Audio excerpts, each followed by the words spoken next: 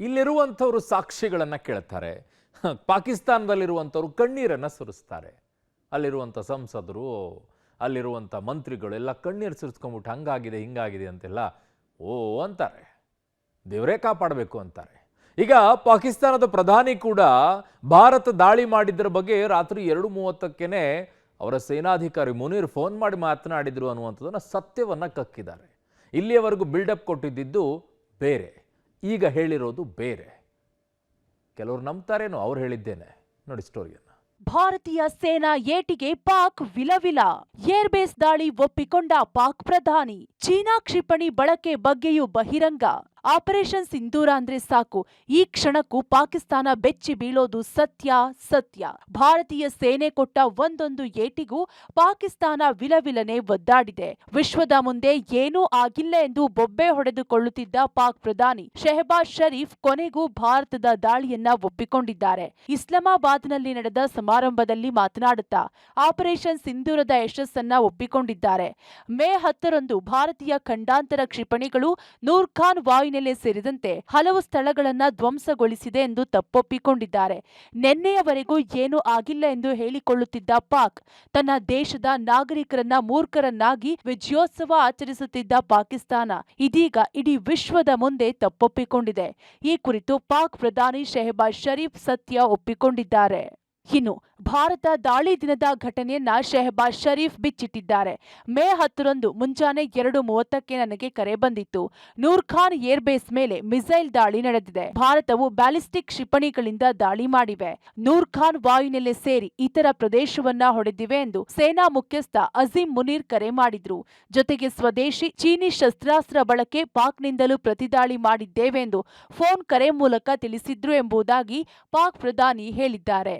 Operation ಸಿಂಧೂರದ ಅಡಿಯಲ್ಲಿ ಪಾಕಿಸ್ತಾನಕ್ಕೆ ಯಾವುದೇ ಧಕ್ಕೆಗಳಾಗಿಲ್ಲ, ಯಾವುದೇ ಹಾನಿಯಾಗಿಲ್ಲ, ಯಾವುದೇ ಪ್ರದೇಶಕ್ಕೂ ಕೂಡ ನಮಗೆ ನಷ್ಟ ಆಗಿಲ್ಲ ಅನ್ನುವಂಥ ನಿಟ್ಟಿನಲ್ಲಿ ಹಸಿ ಸುಳ್ಳನ್ನು ಹೇಳ್ತಿದ್ದಂತಹ ಪಾಕಿಸ್ತಾನ ಕಡೆಗೂ ಕೂಡ ಈಗ ಸತ್ಯವನ್ನು ಒಪ್ಕೊಂಡಿದೆ. ನಿನ್ನೆ ಖಾಸಗಿ ಕಾರ್ಯಕ್ರಮವೊಂದರಲ್ಲಿ ಮಾತಾಡ್ತಾ ಇದ್ದಂಥ ಪಾಕ್ನ ಪ್ರಧಾನಿ ಶಹಬಾಜ್ ಶರೀಫ್ ಭಾರತದ ದಾಳಿಯಿಂದ ಪಾಕಿಸ್ತಾನದಲ್ಲಿ ಅಪಾರ ಪ್ರಮಾಣದ ನಷ್ಟ ಆಗಿದೆ ಅನ್ನುವಂತಹ ಮಾಹಿತಿಯನ್ನು ಒಪ್ಕೊಂಡಿರುವಂಥದ್ದು.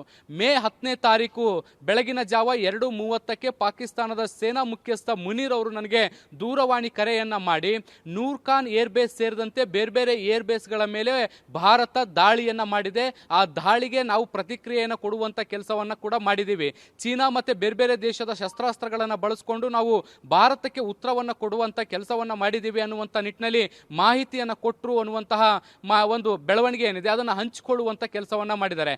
ಈ ಮೂಲಕ ಪಾಕ್ನ ಪ್ರಧಾನಿ ಶಹಬಾಜ್ ಶರೀಫ್ ಅವರು ಒಂದು ಸ್ಪಷ್ಟವಾದಂತಹ ಮಾಹಿತಿಯನ್ನು ಹೊರಹಾಕಿರುವಂತದ್ದು, ಭಾರತದ ದಾಳಿಯಿಂದ ಪಾಕಿಸ್ತಾನದಲ್ಲಿ ಅದರಲ್ಲೂ ಕೂಡ ಅಲ್ಲಿರುವಂತಹ ಏರ್ ಬೇಸ್ಗಳ ಮೇಲೆ ದಾಳಿಯಾಗಿತ್ತು, ಅದರಿಂದ ಅಪಾರ ಪ್ರಮಾಣದ ನಷ್ಟ ಆಗಿತ್ತು ಅನ್ನುವಂಥದ್ದನ್ನು ಒಪ್ಕೊಂಡಿದ್ದಾರೆ. ಈ ಹಿಂದೆ ದಾಳಿಯೇ ಆಗಿಲ್ಲ, ನಮ್ಮಲ್ಲಿ ಏನೂ ಕೂಡ ಹಾನಿಯಾಗಿಲ್ಲ ಅಂತ ಸಬೂಬು ಹೇಳ್ತಿದ್ದಂಥ ಪಾಕಿಸ್ತಾನ ಕಡೆಗೂ ಕೂಡ ನಮ್ಮಲ್ಲಿ ದಾಳಿಯಾಗಿದೆ ಅನ್ನುವಂಥ ನಿಟ್ಟಿನಲ್ಲಿ ಮಾಹಿತಿಯನ್ನು ಖಚಿತಪಡಿಸಿದ್ದಾರೆ. ಭಾರತದ ದಾಳಿ ಬಗ್ಗೆ ಪಾಕ್ ಒಪ್ಪಿಕೊಂಡಿದ್ದೇಕೆ? ವಿಶ್ವದ ಮುಂದೆ ಪಾಕ್ ಬೆತ್ತಲಾಗುತ್ತಿದ್ದಂತೆ ಸತ್ಯ ರಿವೀಲ್.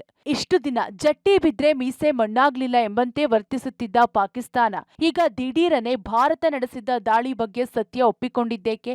ಏನೂ ಆಗಿಲ್ಲ, ಎಲ್ಲವೂ ಚೆನ್ನಾಗಿಯೇ ಇದೆ ಎಂದು ಮೊಂಡುತನ ಸುಳ್ಳುಗಳ ಮೇಲೆ ಸುಳ್ಳು ಹೇಳ್ತಿದ್ದ ಪಾಕ್ ಸತ್ಯ ಒಪ್ಪಿಕೊಂಡಿರೋದ್ರ ಹಿಂದೆ ಲೆಕ್ಕಾಚಾರವೇ ಬೇರೆ ಇದೆ. ಏನದು ಲೆಕ್ಕಾಚಾರ? ದಾಳಿ ಒಪ್ಪಿಕೊಳ್ಳಲು ಕಾರಣವೇನು ಅಂತ ನೋಡೋದಾದ್ರೆ, ದಾಳಿ ಒಪ್ಪಿಕೊಳ್ಳಲು ಕಾರಣವೇನು? ಪಾಕಿಸ್ತಾನದ ಸುಳ್ಳು ಜಗತ್ತಿಗೆ ಗೊತ್ತಾಗಿದ್ದೇ ಮುಖ್ಯ ಕಾರಣ. ನೂರ್ ಖಾನ್, ಸರ್ಗೋದಾ, ರಹೀಂ ಯಾರ್ಕಾನ್ ಏರ್ಬೇಸ್ ಧ್ವಂಸ. ಭಾರತ ದಾಳಿ ಮಾಡಿರುವ ಫೋಟೋಗಳನ್ನ ಬಿಡುಗಡೆ ಮಾಡಿತ್ತು.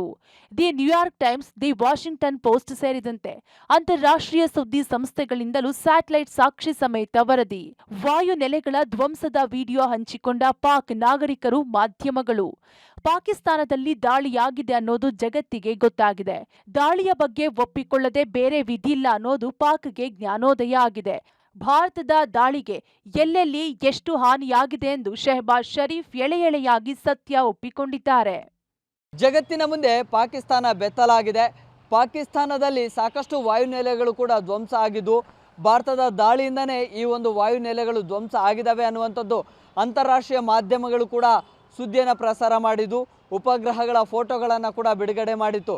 ಆದಾಗ್ಯೂ ಕೂಡ ಪಾಕ್ ಸೇನೆ ಮತ್ತು ಪಾಕ್ನ ಪ್ರಧಾನಿ ಭಾರತದ ದಾಳಿ ದೊಡ್ಡ ಮಟ್ಟದಲ್ಲಿ ಆಗಿಲ್ಲ ಅನ್ನೋ ರೀತಿಯಲ್ಲೇ ಮಾತನಾಡ್ತಾ ಇದ್ರು. ಅದಕ್ಕೆ ಸಾಕ್ಷಿ ಕೂಡ ಕೇಳ್ತಾ ಇತ್ತು.